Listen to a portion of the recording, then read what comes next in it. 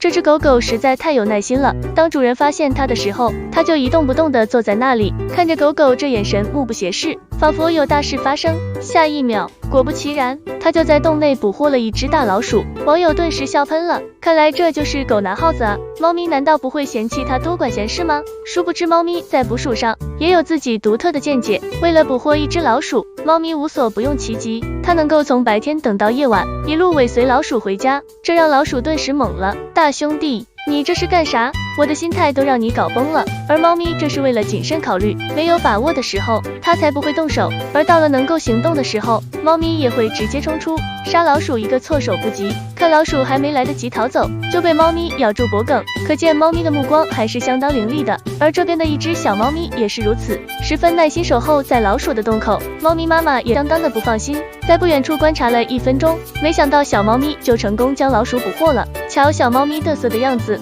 仿佛在说，妈，你不用做我晚饭了。